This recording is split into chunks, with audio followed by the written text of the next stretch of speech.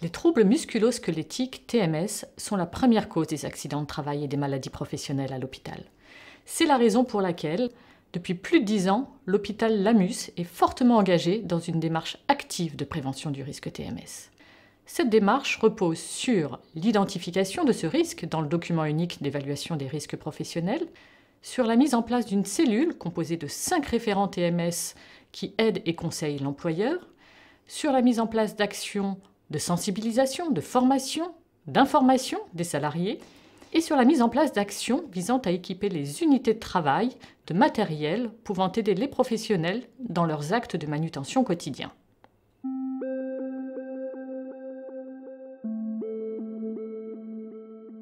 Les fonctionnalités du lit électrique sont bien évidemment utilisées au quotidien par tous les soignants pour la réalisation des soins en adoptant une gestuelle ergonomique. Cependant, certaines fonctions restent sous-utilisées et nous allons voir 3 exemples qui permettent d'une part aux soignants d'éviter des manutentions en force et d'autre part de solliciter le patient dans ses capacités fonctionnelles. Ces 3 fonctions sont l'applicature, la fonction redressement du dossier et la fonction élévation-abaissement du lit. Le premier exemple, la fonction plicature. Bien souvent, pour installer le patient pour le repas par exemple, on redresse le dossier.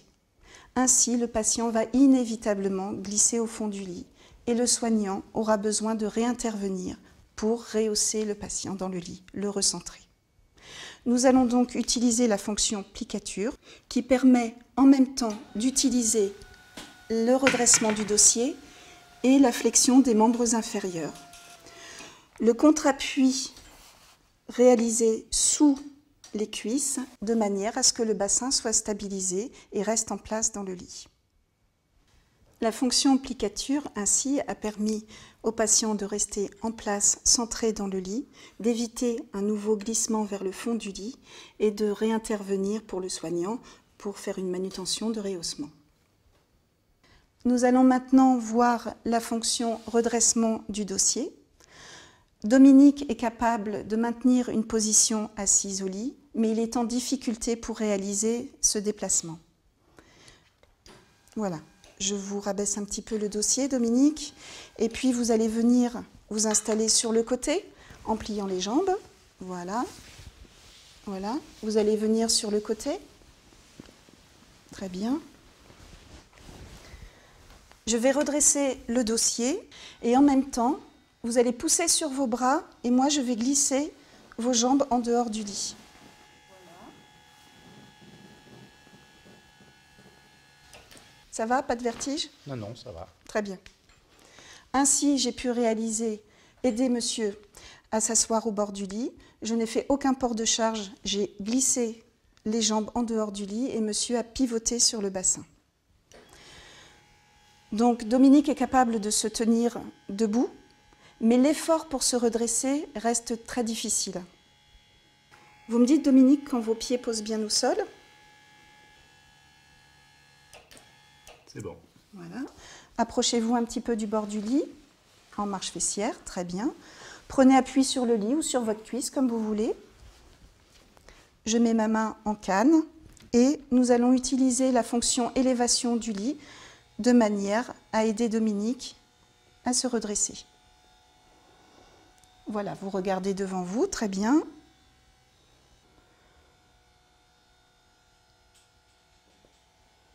Voilà, poussez un peu sur vos jambes aussi entre deux, voilà. Redressez-vous. Le lit est la première aide technique disponible pour chacun des patients. Les fonctionnalités du lit se substituent à des manutentions en force, à l'origine de nombreux TMS. Et le patient a pu m'aider en utilisant ses capacités fonctionnelles.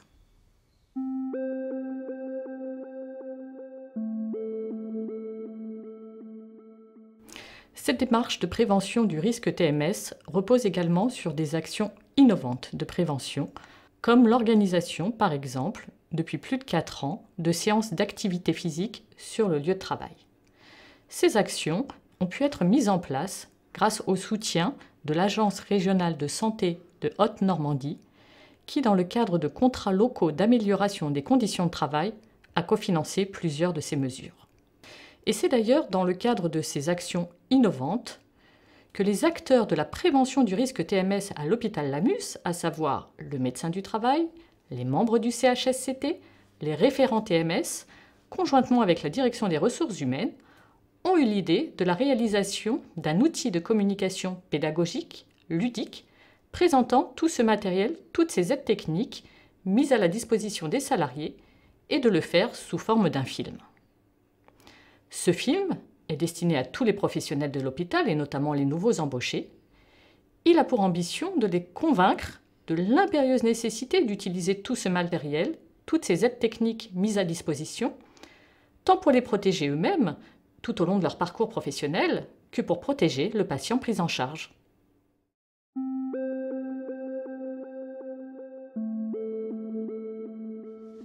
L'aide technique que je vais vous présenter s'appelle la sangle de rehaussement. Elle permet de rehausser un patient qui a glissé au bas du lit. Elle s'adresse à un patient qui est en capacité d'aider à la manœuvre. Elle se compose d'un coussin mobile qui glisse sur une sangle de vinyle et qui a à chaque extrémité une boucle. Donc madame, bonjour, je viens vous réinstaller dans le lit pour prendre le petit déjeuner. Donc pour ça, je vais utiliser la sangle de rehaussement. Elle se fixe sur un point d'ancrage qui peut être la tête du lit ou le pied de la potence. On va venir passer la sangle autour de ce point fixe et on va venir insérer une extrémité dans une des boucles. Et on va passer le coussin, y compris dans cette boucle, pour faire un point fixe. Je vais vous demander de plier les jambes. Je vais passer le coussin au niveau des ischions. Auparavant, je vais baisser la tête du lit pour que la patiente soit à plat. Je remonterai le lit à la hauteur de mon bassin. À savoir que la sangle de rehaussement peut être optimisée par l'usage du drap de glisse ou de la fonction déclive du lit si elle est disponible. Je vais dégager un petit peu l'oreiller. Vous allez m'aider pour refaire la manœuvre? Oui. Vous allez venir saisir la potence en dirigeant les doigts vers vous. Et quand je vous le demanderai, vous regarderez vos jambes et vous appuierez sur vos jambes. Moi, je vais attraper la poignée de la sangle et je vais accompagner le mouvement en faisant un transfert d'appui sur mes jambes, en gardant le dos droit. Vous êtes prête? Oui. Donc vous tirerez sur votre main, vous poussez sur les jambes et vous lèverez un petit peu la tête. 1, 2, 3. Voilà, impeccable. Ça a été? Oui. Bien. Donc, ensuite, on retire la sangle.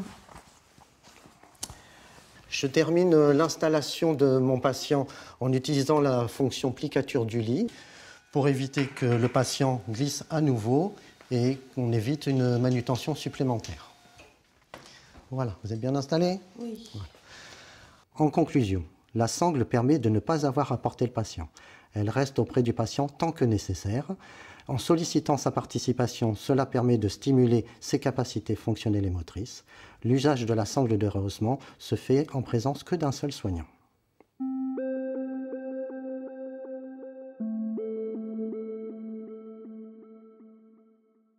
Le médecin du travail joue un rôle multiple dans la prévention des troubles musculo-squelettiques en milieu de travail. En milieu de soins, avec la prévention du risque biologique, la prévention des troubles musculo-squelettiques est un enjeu majeur de santé au travail. Sur le champ de la prévention des troubles musculo-squelettiques, la connaissance du médecin du travail est sollicitée sur 3 points. Sa connaissance en physiopathologie humaine, en psychopathologie du travail, et sa connaissance sur les moyens techniques de prévention des troubles musculo-squelettiques.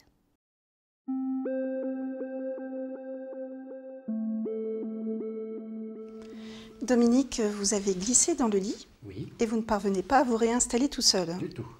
Nous allons utiliser le drap de glisse pour vous rehausser. Le drap de glisse est un morceau de tissu, une pièce de tissu synthétique, tubulaire, dont les 2 surfaces intérieures glissent l'une sur l'autre. Comme son nom l'indique, le drap de glisse va me permettre de faire glisser le poids du patient et non de le soulever ni de le porter. Nous allons l'installer. J'abaisse la tête de lit.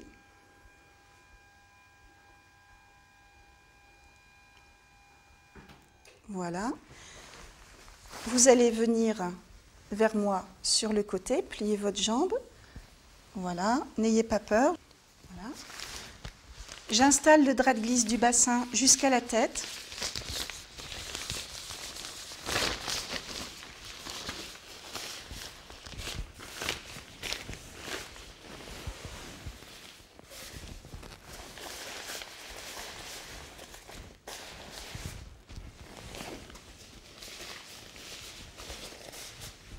Revenez sur le dos. Très bien. Je récupère le drap de glisse.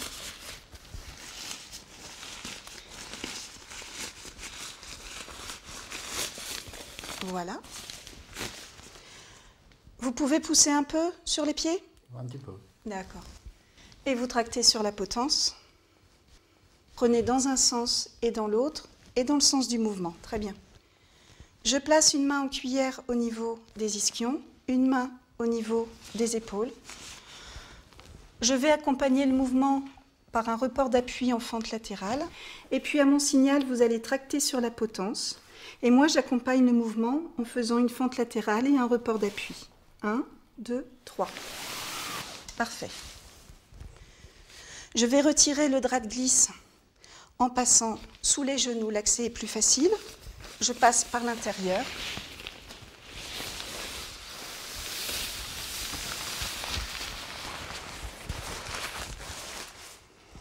Et je réinstalle votre oreiller. Ça va? Très bien. Si je n'ai pas de contre-indication, j'utilise la fonction plicature qui va me permettre à monsieur de rester installé et d'éviter de réintervenir par la suite. Ça vous convient comme ça? Impeccable. Très bien. Le drap de glisse m'a donc permis de rehausser monsieur toute seule dans son lit, sans aucun effort de soulèvement ni de portée, qui sont à l'origine de nombreux TMS, du dos, des épaules, notamment des poignets lors du port de la lèse, le syndrome du canal carpien. Le drap de glisse reste en place auprès du patient tout au long de son séjour, enfin, tant qu'il en a besoin. Et le patient peut participer au maximum de ses capacités en tractant sur la potence, en poussant sur les pieds. Je peux optimiser l'utilisation du drap de glisse par la sangle de rehaussement et la déclive du lit.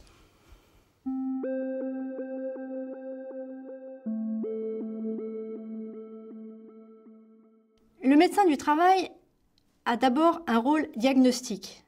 Avec l'infirmière, je vais confirmer les lésions du salarié, ses atteintes à la santé qui peuvent être en lien avec ses conditions de travail. J'ai ainsi un rôle d'alerte auprès de l'employeur pour lui signaler des situations ou des conditions de travail susceptibles d'avoir une atteinte à la santé des salariés. Mais le rôle du médecin du travail ne se limite pas à constater des maladies. Il a aussi un rôle en prévention primaire. Avec l'équipe de préventeurs de l'AMI Santé au travail, nous pouvons conseiller l'employeur et les salariés sur les conditions de travail et les moyens de prévenir les troubles musculo-squelettiques. Ainsi, au cours du CHSCT, je peux donner mon avis sur des projets de modification, mais aussi sur les études réalisées par les membres du CHSCT concernant les troubles musculo-squelettiques. La prévention des troubles musculo-squelettiques passe par un travail collectif qui nécessite un travail de partenariat en confiance avec l'employeur, les salariés, le CHSCT, le médecin du travail et son équipe de l'AMI Santé au travail.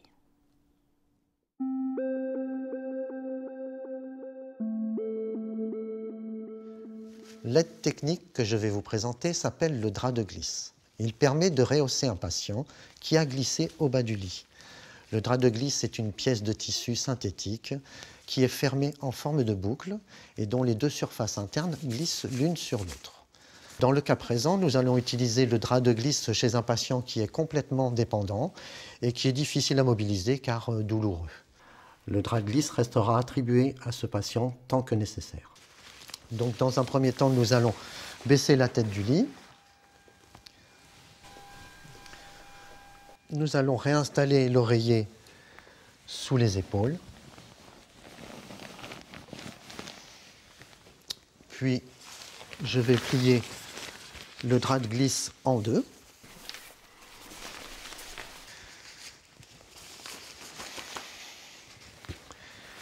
Et nous allons venir insérer la partie pliée sous l'oreiller.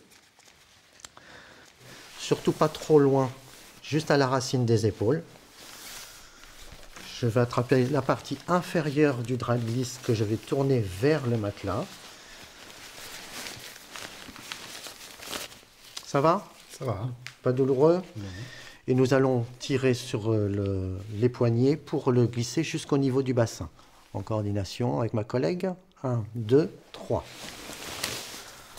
Ensuite, nous allons passer une main en cuillère sous les omoplates. Une main en cuillère sous les ischions. Ça va pour le moment? Ça va. Et nous allons faire un transfert d'appui sur nos jambes en remontant en coordination avec ma collègue. T'es prête? Prête. 1, 2, 3. Ça va? Très bien. Pour retirer le drap de glisse, je vais passer mon bras à l'intérieur du drap de glisse au niveau de la tête, c'est là où il y aura le moins de poids. J'attraperai la partie inférieure que je vais retirer en la faisant glisser en diagonale vers moi.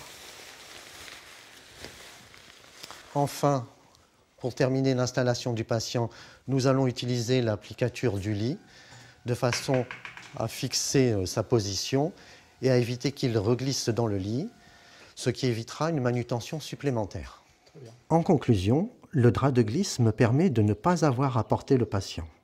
L'installation et le retrait du drap de glisse se fait sans avoir à mobiliser le patient, quel que soit son degré de dépendance. Le drap de glisse reste attribué au patient tant que nécessaire.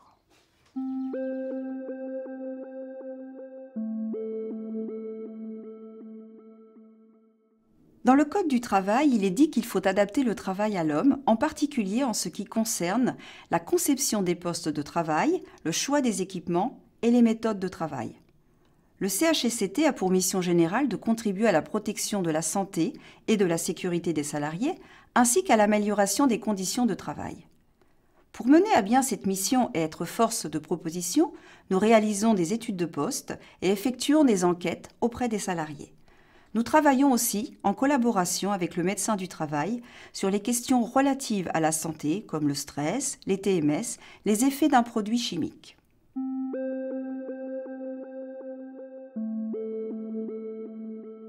Dominique, vous devez venir vous asseoir sur votre fauteuil. Oui. Donc, Dominique n'a pas la possibilité de se mettre en charge au niveau des membres inférieurs. Par contre, il a suffisamment de tonus au niveau du tronc pour maintenir une position assise stable au bord du lit et les membres supérieurs sont valides. Nous allons donc utiliser une planche de transfert. C'est une planche rigide, un côté glissant, un côté antidérapant. Elle peut se présenter sous différentes formes. De toute façon, le poids maximal de l'utilisateur sera toujours indiqué dessus. Je vais expliquer au fur et à mesure à Dominique comment l'utiliser. Vous allez venir prendre appui ici, vous penchez de ce côté, et moi j'insère la planche sous la fesse. L'autre côté repose sur le fauteuil. En surélevant légèrement le plan de départ, c'est-à-dire le lit, par rapport au fauteuil, on va favoriser le glissement. Je vais accompagner Dominique en poussant au niveau du bassin, en le guidant. Vous prendrez appui ensuite sur la coudoir. Voilà, tranquillement. Voilà, prenez votre temps. Très bien. Penchez-vous sur le côté et on retire la planche.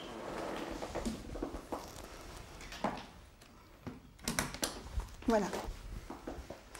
Ainsi, avec la planche, Dominique a pu se déplacer quasiment seul, en plusieurs étapes, en respectant son rythme. Je l'ai accompagné en adoptant une attitude ergonomique, sans porter ni soulever.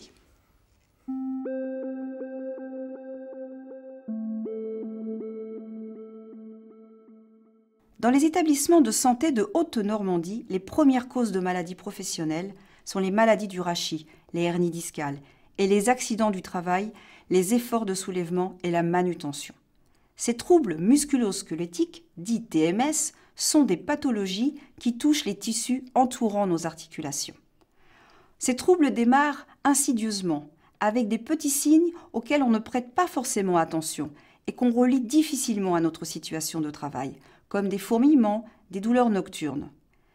Ces troubles sont liés à des sollicitations excessives de ces tissus et aggravés dans les situations de stress. Au départ, ils sont réversibles. Au fur et à mesure, les sollicitations se répétant, des lésions vont se constituer, comme des compressions nerveuses, des inflammations des tendons, des atteintes musculaires, des dégénérescences articulaires. Au fur et à mesure du temps, ces TMS entraîneront des pertes de capacité très handicapantes dans notre vie professionnelle comme dans notre vie quotidienne.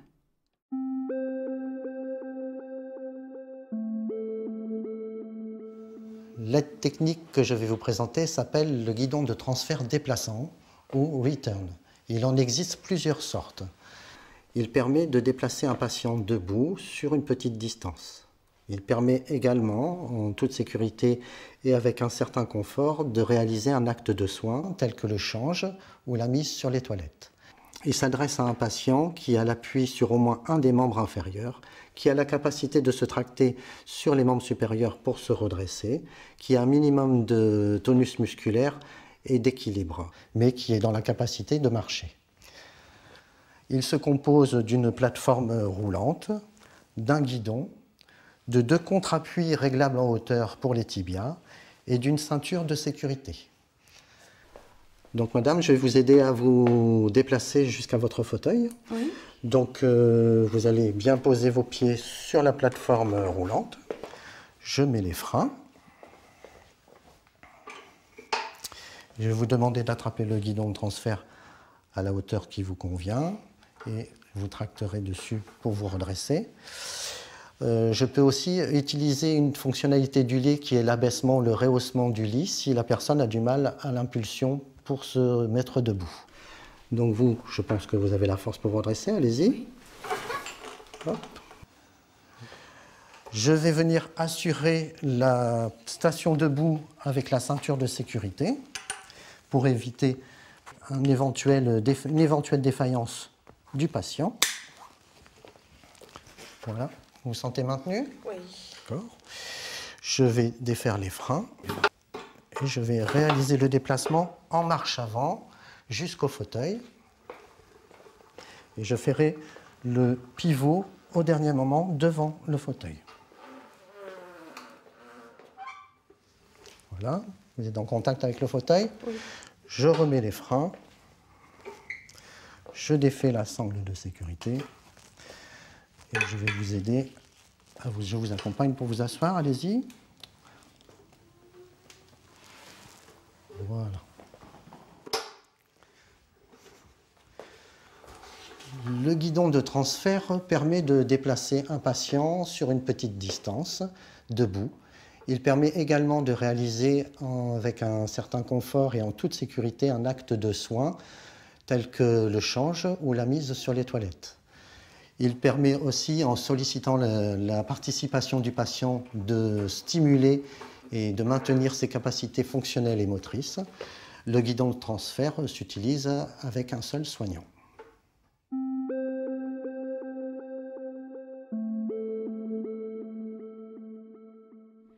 Le référent TMS, ou PRAP, Prévention des risques liés à l'activité physique professionnelle, est impliqué dans la démarche collective de prévention par son rôle de conseiller et de formateur. Pour participer à la maîtrise du risque et être acteur de la prévention, le salarié doit apprendre à repérer les risques de son métier et à analyser sa situation de travail. L'utilisation de l'aide technique est un des moyens qui contribuent à prévenir les risques qui sont encourus lors de la manutention manuelle. Le but étant ne pas porter, mais faire glisser, rouler, pivoter et faire participer le patient. L'aide technique devient alors un outil de prévention et un outil de soin qui doit bénéficier au binôme soignant-soigné.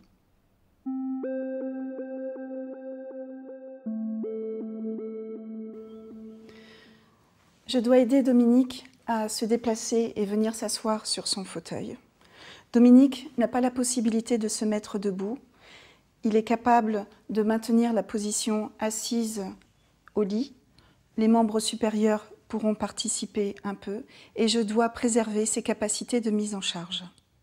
Je vais donc utiliser le verticalisateur électrique.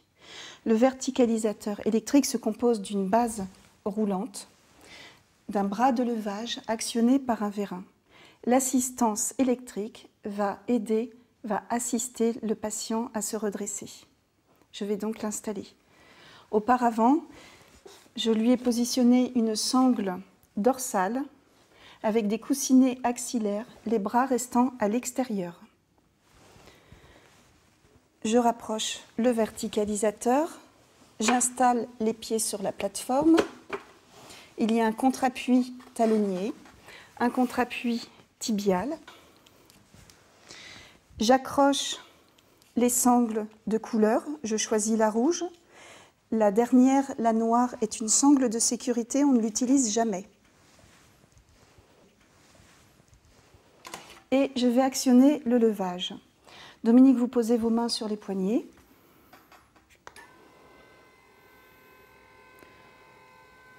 Et on démarre le redressement. Ça va? Ça va. Je ne recherche pas le redressement complet, ni la position debout. Ça va? Ça va. Et je n'ai pas bloqué les freins. C'est très important, l'outil s'adapte en fonction de la manœuvre.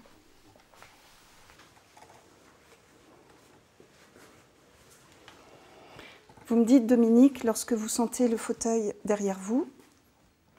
C'est bon. C'est bon? Je ne bloque toujours pas les freins et j'actionne la descente.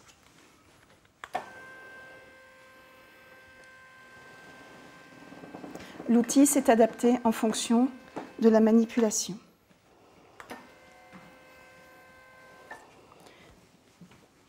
Merci.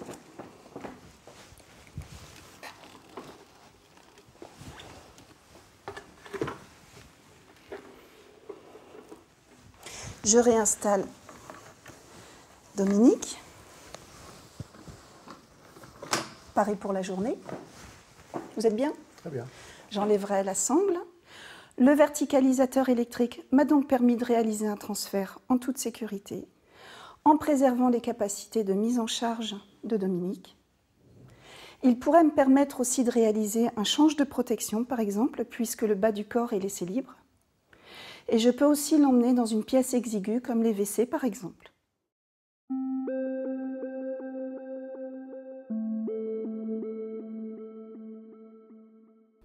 L'aide technique est choisie après évaluation de l'ensemble des capacités du patient et des incapacités. Elle sera adaptée en fonction de l'évolution. Il faut qu'elle soit expliquée et comprise par le patient afin d'être acceptée comme outil facilitateur. Ainsi, dans une relation de confiance, le patient devient un acteur à part entière de son soin. L'aide technique doit aussi être acceptée par le soignant. En effet, on peut avoir le sentiment que l'instrument crée une distance physique entre les deux partenaires et ainsi aller à l'encontre de notre conception du soin. Mais en limitant les risques et les contraintes physiques, le soignant sécurise son intervention, se préserve des risques de TMS et peut ainsi se consacrer uniquement à son soin. Une maîtrise de l'outil et une utilisation plus systématique vont générer un enchaînement positif qui sera favorable à la démarche de soins. Il faut vraiment prendre soin de nous pour prendre soin de l'autre.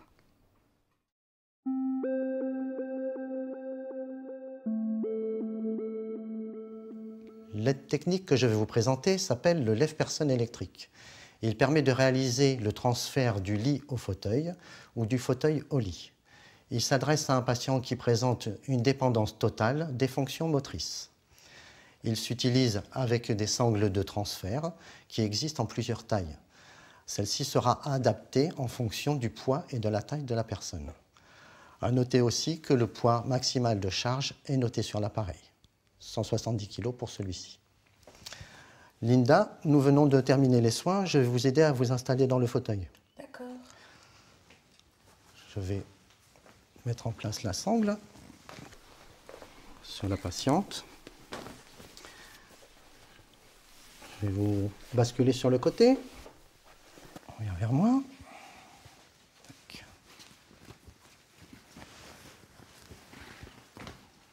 Je viens positionner la partie supérieure sur la patiente. Bien, je vous remets sur le dos.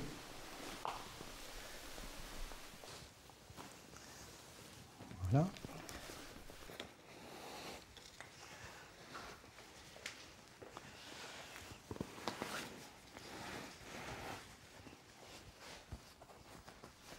Je vais venir passer les parties inférieures de la sangle sous les cuisses.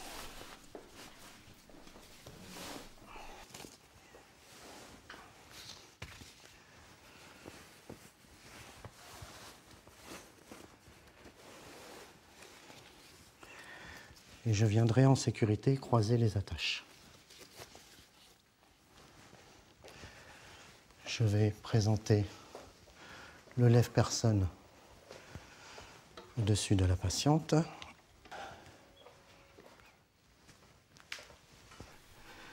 Et je vais venir attacher les accroches de couleur. Pour ce cas, on va utiliser les attaches vertes pour la partie supérieure.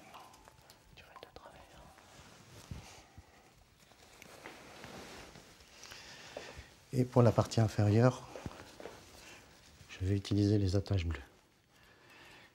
Les attaches qui se trouvent aux extrémités sont des attaches de sécurité.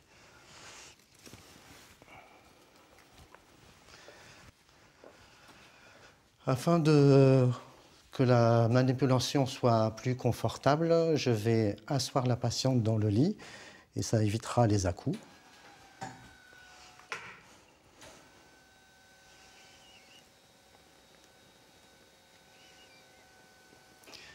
J'aurai au préalable basculé l'assise de mon fauteuil pour préparer l'arrivée dans le fauteuil. Donc je réalise la manœuvre proprement dite en levant le bras de levier et en abaissant la hauteur du lit.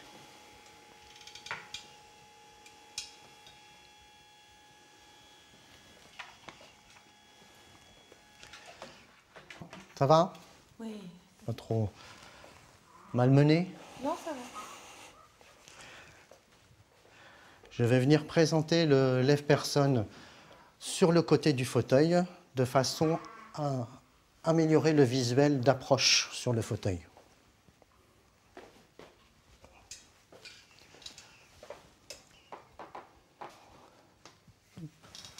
Voilà, ça va toujours? Oui.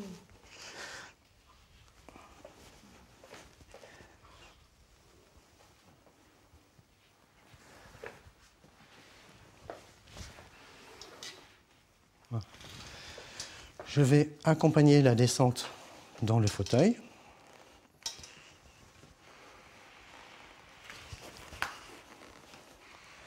Je m'assure que le bassin est bien centré.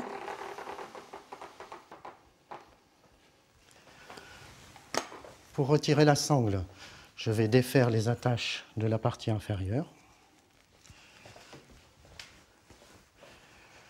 Je vais les dégager d'en dessous les cuisses.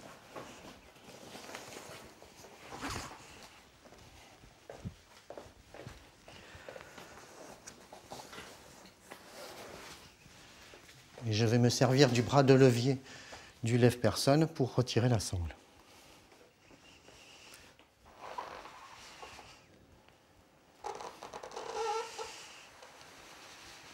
Voilà. Ça va? Oui. C'est bien installé? Je terminerai l'installation de la patiente. Je retire le lève-personne. En conclusion, le lève-personne électrique permet de ne pas avoir à porter le patient. Le confort et la sécurité obtenus par l'usage de ce matériel permet d'avoir une communication sereine et détendue avec le patient. L'usage du lève-personne s'utilise avec un seul soignant.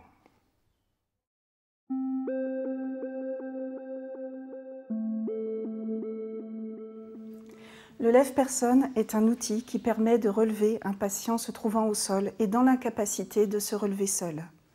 Pendant l'évaluation médicale, mon collègue est allé chercher un lève-personne. Nous avons maintenant l'autorisation de le réinstaller au lit. Même à deux, on ne porte pas. On utilise une aide technique. Nous allons donc installer la sangle telle qu'on le fait quand la personne est au lit. Non. Je vais vous tourner sur le côté.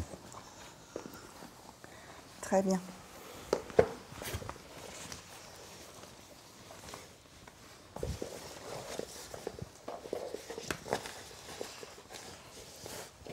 On remet sur le dos. Voilà.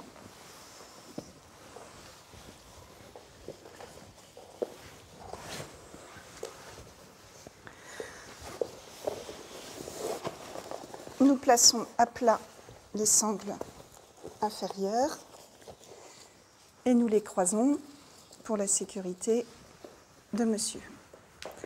L'embase du lève-malade a été écartée et nous allons soulever les membres inférieurs. C'est pas très confortable, monsieur, mais ça ne dure pas trop longtemps. Ça va, vous avez pas mal? Nous allons choisir les accroches d'une même couleur puisque la position de réception sera allongée aussi.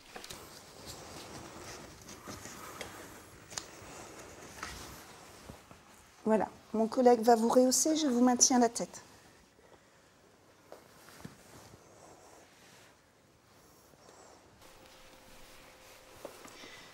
Vous dites comment vous vous sentez, hein? Oui.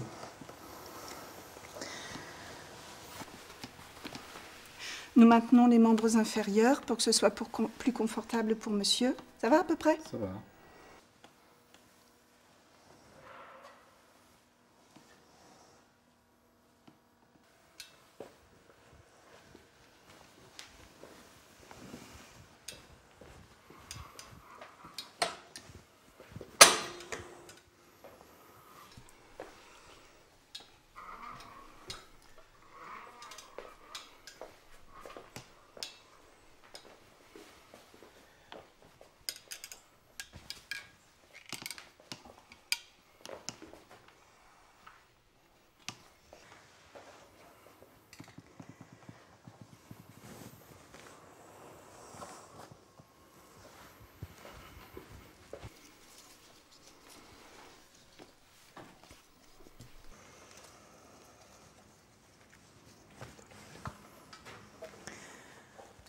Le lève-personne a permis de déplacer monsieur du sol jusqu'au lit sans aucun effort de soulèvement. Même à deux, même dans l'urgence, on ne porte pas, on utilise une aide technique. La priorité est à la sécurité et au confort du binôme soignant-soigné.